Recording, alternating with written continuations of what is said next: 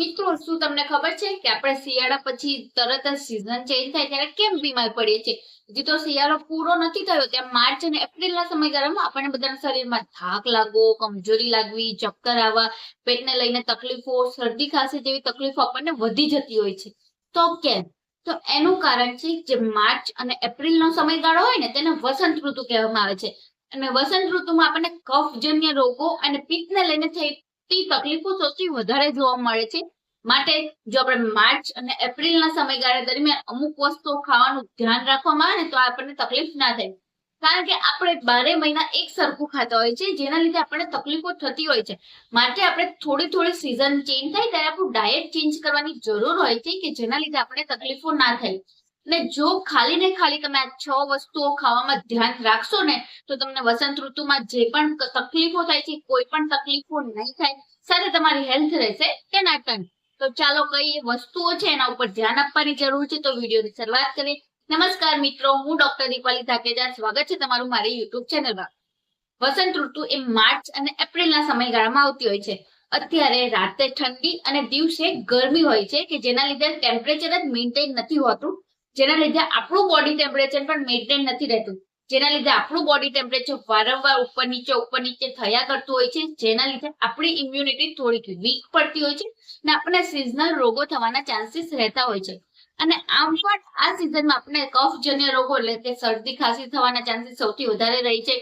પેટને લઈને થતી તકલીફો સૌથી વધારે પડતા જોવા મળે છે, જેમ કે પેટમાં અપચો છે, કબજિયાત છે, પેટ ભારે ભારે લાગવું, ડમડોળ લાગવું છે, ખાવાનું બરાબર પચતું નથી, આ બધી તકલીફો આપણને થતી હોય છે. કારણ કે આપણે અત્યારે પણ એવો જ એકદમ ભારે, તીખો, તળેલો, મીઠાઈ વાળો ખોરાક ખાતા હોય છે, જેના લીધે આપણને તકલીફો થતી હોય છે. કારણ કે આ ઋતુ દરમિયાન આપણી પાચન શક્તિ થોડી મંદ હોય છે, માટે આપણા પાચનને વ્યવસ્થિત થઈ રહે એવો હળવો અને ફાઈબર યુક્ત ખોરાક ખાવાનો હોય છે કે જેના લીધે આપણને પાચનને લઈને કોઈ તકલીફ ના થાય. તો કઈ એ 6 વસ્તુઓ છે એમાંની સૌથી પહેલી છે લીલા શાકભાજી. આપણે લીલા શાકભાજી તો 12 માસ ખાતા હોઈએ છીએ, બરાબર ને? પણ અમુક એવા લીલા શાકભાજી જેવા કે મેથી છે, પાલક છે, લીલી ભાજી છે, દૂધી છે, તુરિયા, એ વસ્તુ બધી વધારે ખાવાની હોય છે. અને ખાસ કરીને દાણાવાળી વસ્તુ જેવી કે ચોળી છે, તુવેર છે, વટાણા છે, વાલોળ છે, એ બધી વસ્તુ અત્યારે બની શકે તેટલી ઓછી ખાવામાં આવે છે. કારણ કે જે આ લીલી ભાજી હોય ને એમાં પાણીનું પ્રમાણ સૌથી વધારે અને ફાઈબર સૌથી વધારે પડતા પ્રમાણમાં હોય છે.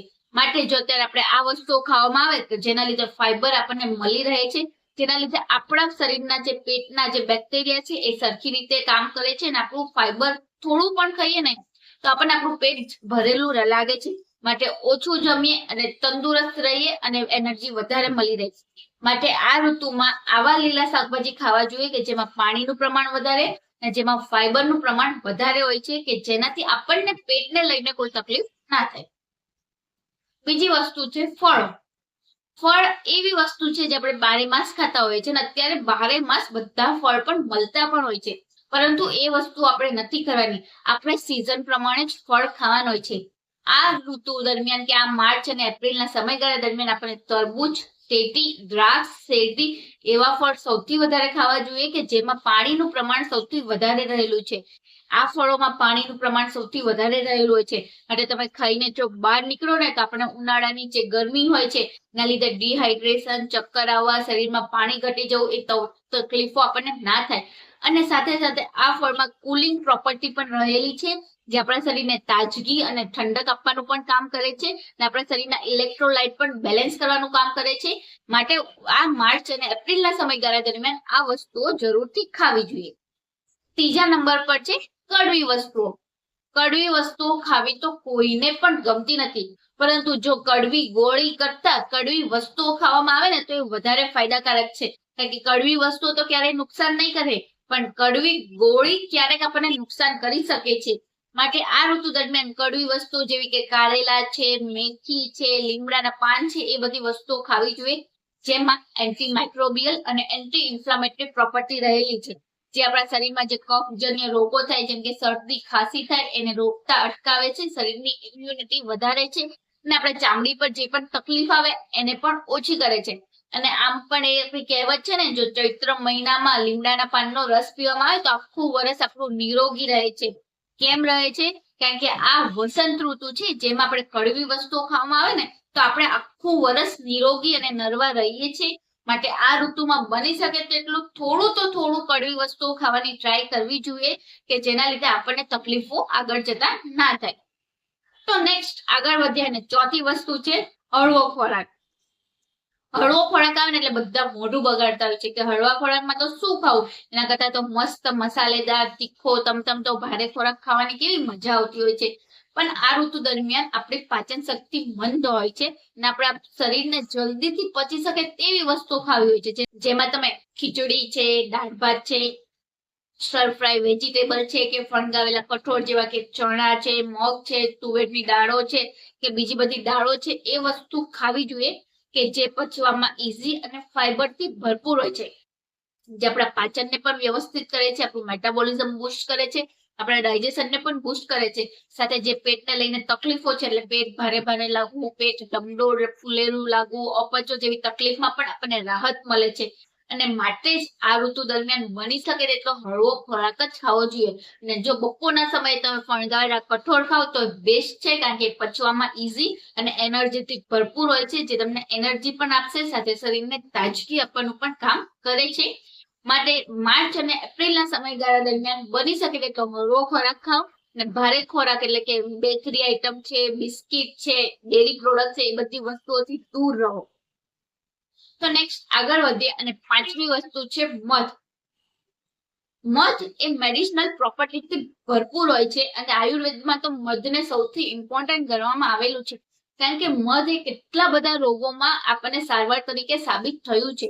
અને જો આપણે કફ હોય કે શરદી ખાંસી હોય તો આપણે મધનો પહેલેથી ઉપયોગ કરતા હતા. કેમ? કારણ કે મધની તાસીર થોડી ગરમ છે, જે આપણને કફજન્ય રોગો થવાના રોકે છે ને જે કફ હોય એને છૂટું પાડવાનું, એને તોડવાનું કામ કરે છે, જેનાથી કફ બધો આપણને બહાર નીકળી જાય. અને જો આ ઋતુ દરમિયાન ગરમ પાણી સાથે 1 ચમચી મધ રોજ લેવામાં આવે ને તો આપણને શરદી ખાંસી થતી નથી, આપણા શરીરના સાંધાના દુખાવા છે એ બધા ઓછા થાય છે, સાથે આપણું વજન પણ ઓછું થતું હોય છે. માટે આ ઋતુ દરમિયાન બની શકે તેટલું કે 2 મહિના દરમિયાન તો 1 ચમચી મધ 1 ગ્લાસ પાણી સાથે જરૂર લેવું જોઈએ. પરંતુ ખાસ એક સૂચના કે તમે જો બહારથી મધ લાવવાના હોય તો સાવધાન રહો, કારણ કે એ મધમાં વધારે પડતું ફ્રુક્ટોઝનો ઉપયોગ થતો હોય છે, જે ખાંડ હોય છે, જે આપણને નુકસાન કરતી હોય છે.